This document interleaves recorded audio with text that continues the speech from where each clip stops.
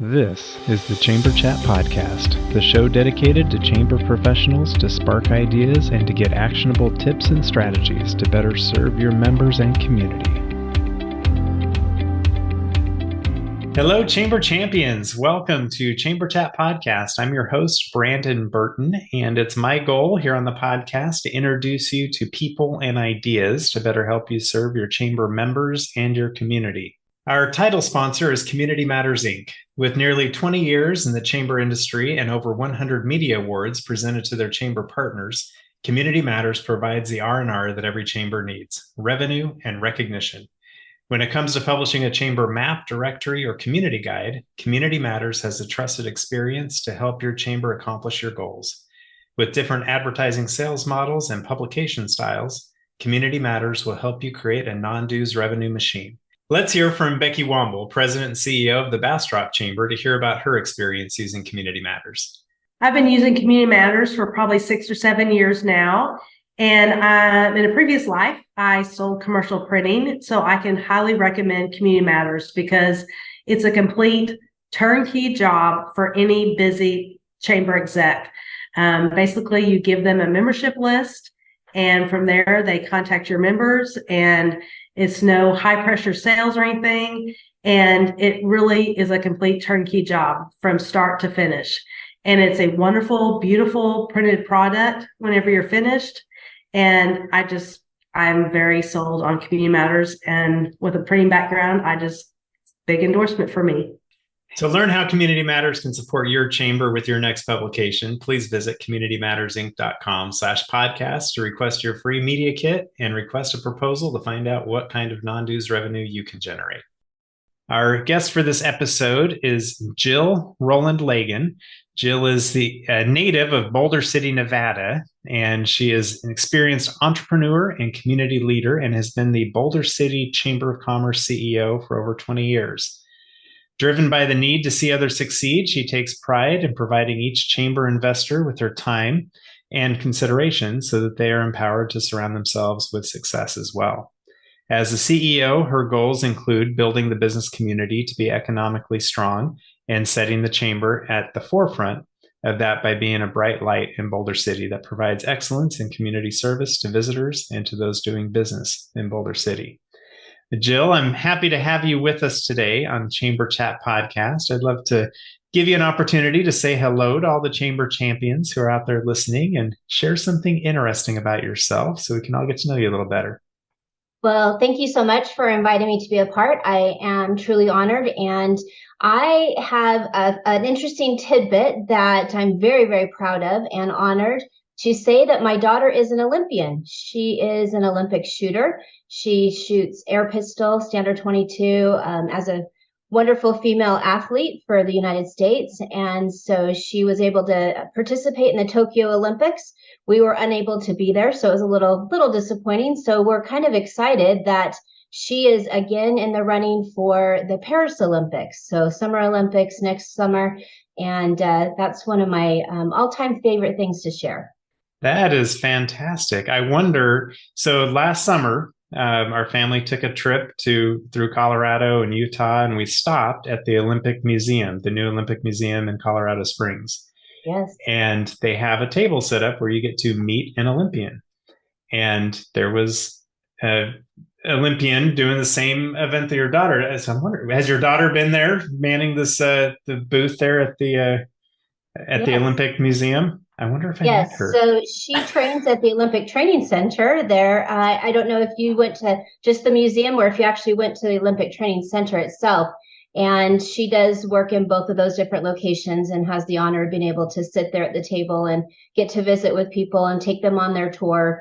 And so, yes, so she lives in Colorado Springs and has been doing some great things for the United States. I'm very proud of her. That is awesome. Well, thank you for sharing that tidbit. You've got to be a proud mama. Well, why don't you take a few moments and tell us a little bit about the Boulder City Chamber, just to give us an idea of the size of the chamber, scope of work, staff, budget, just to kind of give us some perspective before we get into our topic of discussion today. So here in Boulder City, we're just on the outside of the Las Vegas Valley, and we are considered a rural community. We have just over 14,633 to be exact. And so that was the last demographic count that we had that we participated in. And in this great community, we actually are pretty phenomenal in our space because we are over 204 square miles. And the idea then of having such a small population, but be able to protect our resources. And that's something that this community feels very strongly on. We have a controlled growth ordinance here in our community. We also have no gaming. We are the only municipality without gaming in the state of Nevada, which makes us a little bit different in the fact that we don't have those casino, the tax revenue coming in and flowing into our community. So we work pretty hard at being unique and then making sure that we take care of each of our businesses because they respect that factor. And it provides such a great quality of life for our residents as well. It's also a wonderful way for tourists to be able to have the nightlife and the fun of the Vegas Valley and then have a little bit more of that outdoor recreation experience here in Boulder City. So we spend a lot of time promoting that. Our chamber itself has 39 members, right around that. And we're really honored that each and every one of them gets a lot of our attention. We pay attention to making sure that they feel like they are heard and that their voice matters. And so we're grateful for that. We're just over 250,000 on an annual basis is our budget. And we spend a lot of time doing a little bit of everything. So we also operate the Economic Vitality Commission. It is a nonprofit that we formed because our city does not have an economic development division. And so we operate as that for the city. We also have the Tourism Commission. Like I said, we operate the Nevada State Welcome Center here in Southern Nevada. And so as people are coming across the new bridge that is right there at Hoover Dam, as they come from Arizona into the state of Nevada, we are kind of that first stopping point. And so we are grateful that we are able to introduce them to Nevada and encourage them to travel all throughout the state. And so I have one staff member. She is an amazing office manager, and we're really grateful for her. And then we wouldn't be able to operate without our 25 plus volunteers. And they are the ones that help us man the phones and operate in the lobby at the reception desk. And then, of course, also for all the different special events. I have a board of 9, and they're all very active, and I'm grateful for them. And I'm also grateful that we have people who are kind of on a waiting list to be able to be on our board, to be able to participate. That's always, that's been a big deal for me. And so I'm grateful that they see the relevance and the importance of the chamber in Boulder City.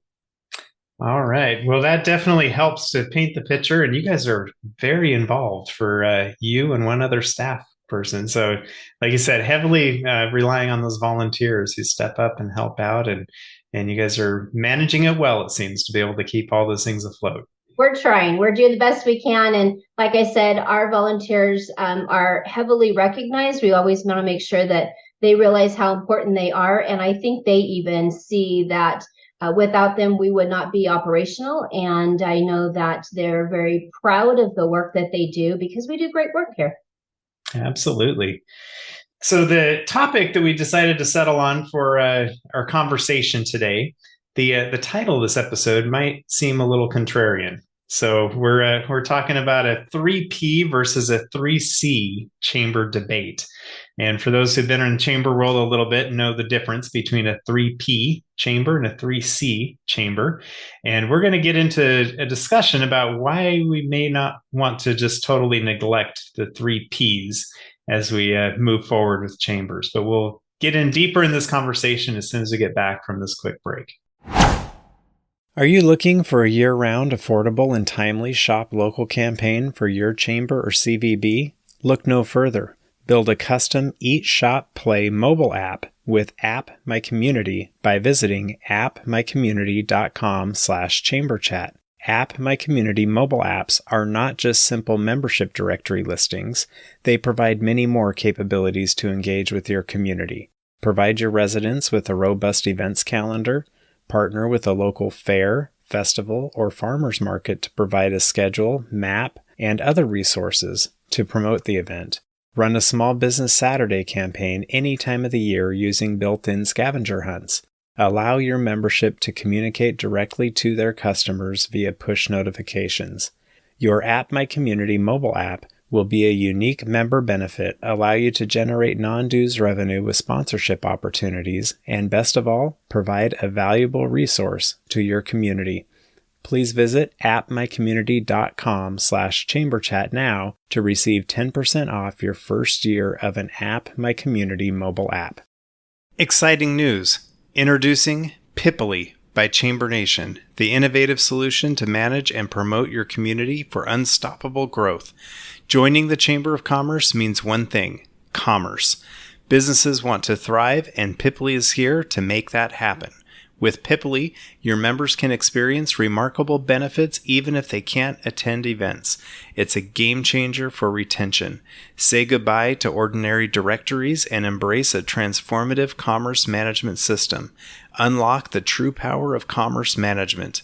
Picture a centralized Piply dashboard combining top mobile technologies for subscriptions, event registration, community communications, and more. It's incredible. Don't miss out.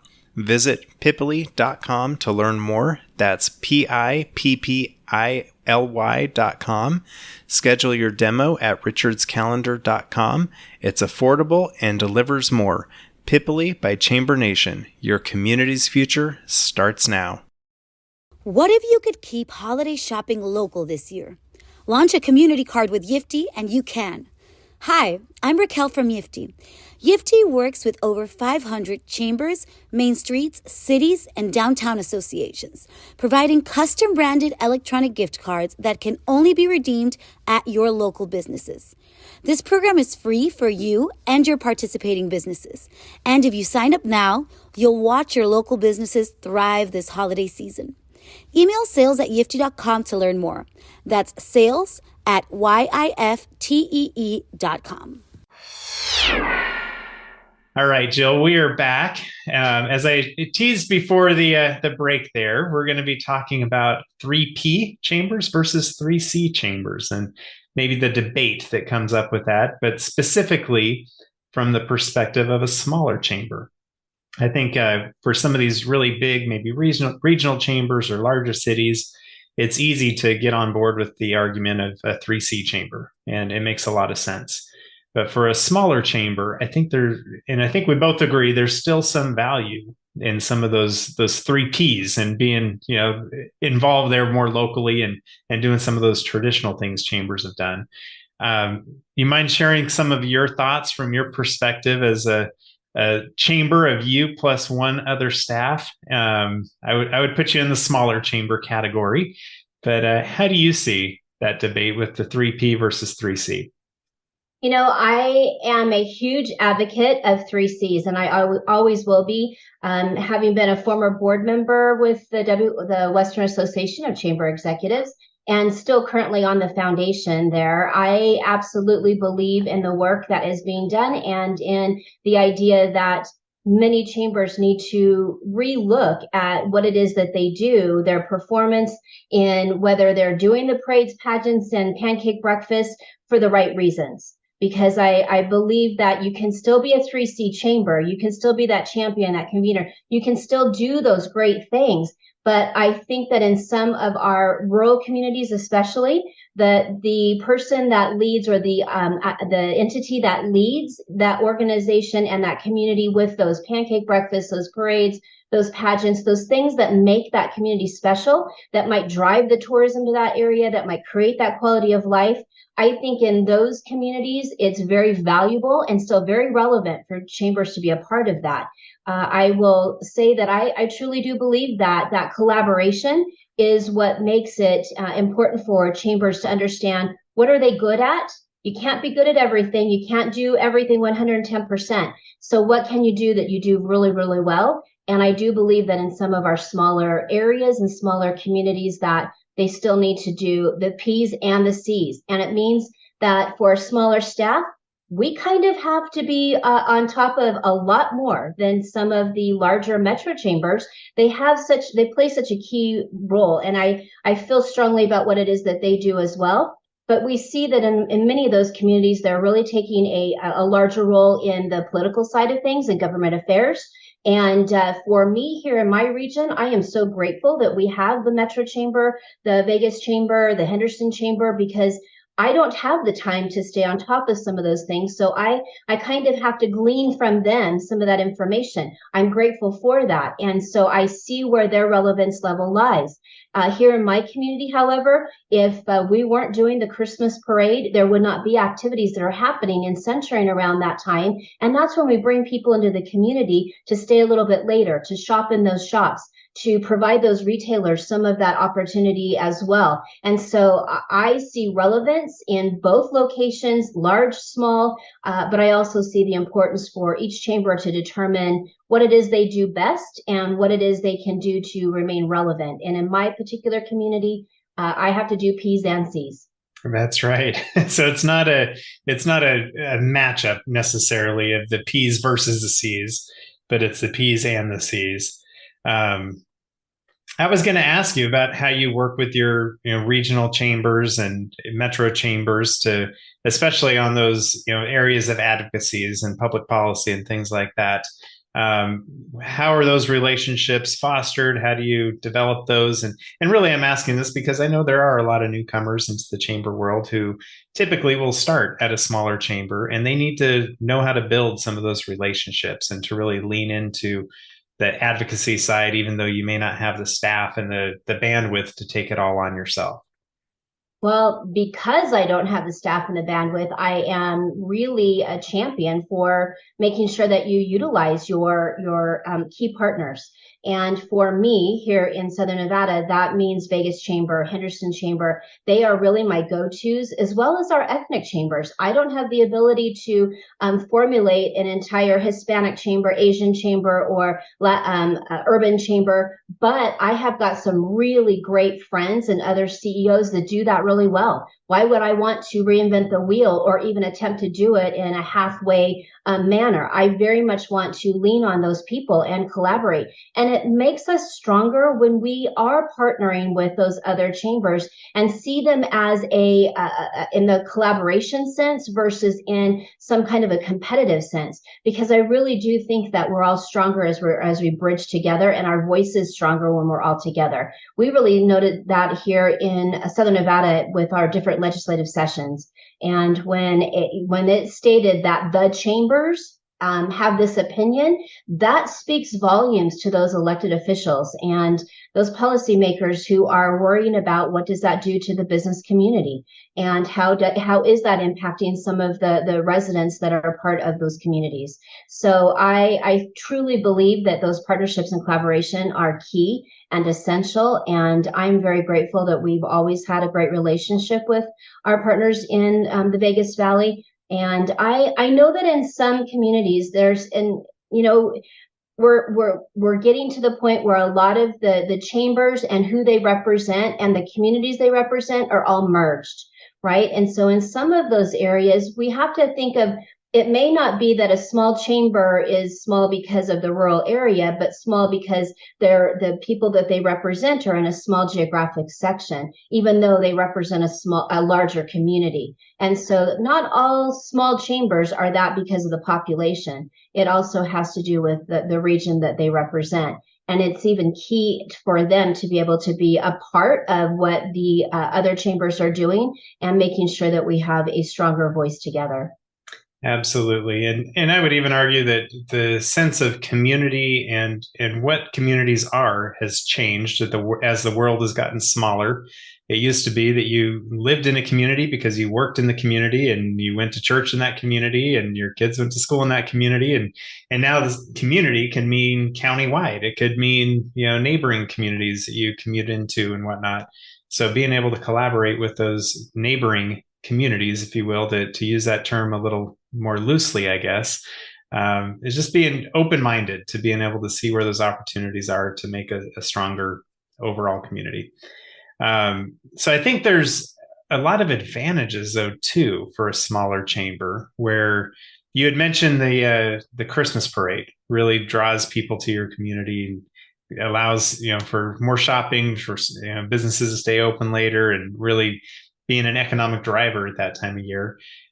What are some of those other advantages that you see as a small chamber, and maybe some of those P's that you hang on to? So in going back to that specific example, not only are we able to allow for that impact that comes in from the financial side, but we also take that time to recognize some of the special people in our community and to highlight great businesses, the business of the year, to talk about and spotlight some of those different businesses that are doing great things. Maybe spotlight the nonprofit that has done something phenomenal. And so it gives us an opportunity also to highlight those key individuals in our communities that are doing good things and are doing the things for all the right reasons. And so also to recognize and acknowledge elected officials who are paying attention to the business community. So we kind of balance the idea of making sure we say thank you and recognize those things that are taking place at the same time as obviously creating that economic boon for that short period of time. We see, especially here in our community, with the fact that we have a controlled growth ordinance, we need those mini population explosions on the weekends when we're doing special events. And I realize events are very, they take up so much time. They're time consuming within staff. They're time consuming in my thought process. So I'm not able to think through, maybe something else, a new program. But they also are very valuable for us to bring people into this community. And so I know that for us, it's important for us not only to recognize the things that are going on here, to spotlight that with the different media that are paying attention because of special events, but also for us to acknowledge the good that the citizens here are doing, and whether we recognize them at a special event or we're providing them with a little bit of additional media attention. Those types of activities are secondary, but they are still very valuable. And I think that that's one of the reasons that we've been so successful in having those events, bringing those people together and staying informed on who and what and the things that are going on in the community. I know that it takes time to have those planning meetings, but in those planning meetings, a lot of activity are going on. I might be able to find out a little bit more about what their needs are. They've got volunteer needs. They've got, they've got money for a scholarship, but they're not getting any kids to participate. That gives us the opportunity to reach out to the schools, let them know about some of these different programs that are available and making those connections. And so we can't get to that C word of connectivity and convening those people if we're not doing those things in our smaller communities.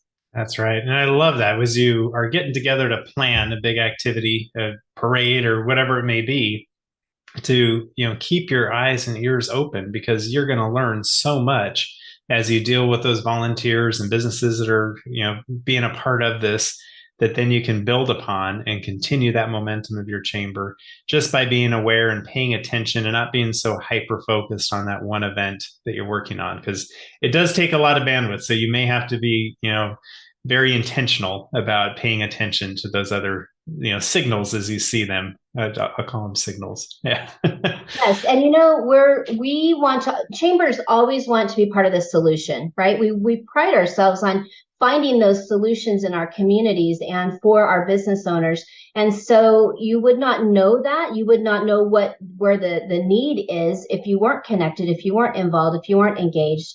And so I think that that's one opportunity. Sometimes I don't have the solutions, but I have the ability to bring the two people together that need to create that conversation, that dialogue to get to that solution.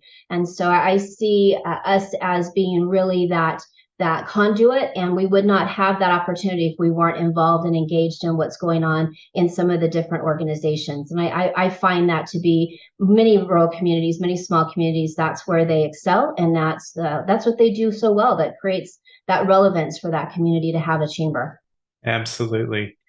So I'd like to ask it for I call them chamber champions, listeners of the podcast that are out there who are interested in taking their chamber up to the next level.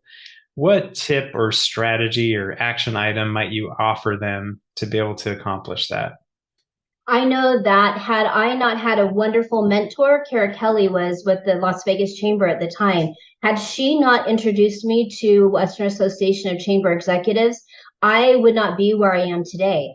having the ability to get together with your peers and understand best practices, have that professional development time, right down to even just thinking about your own mental health and having that dialogue with others during the pandemic. I don't know what I would have done without having those connections to those other chamber CEOs and membership, managers, and all of those people who we come together, we exchange great ideas. You also have the opportunity.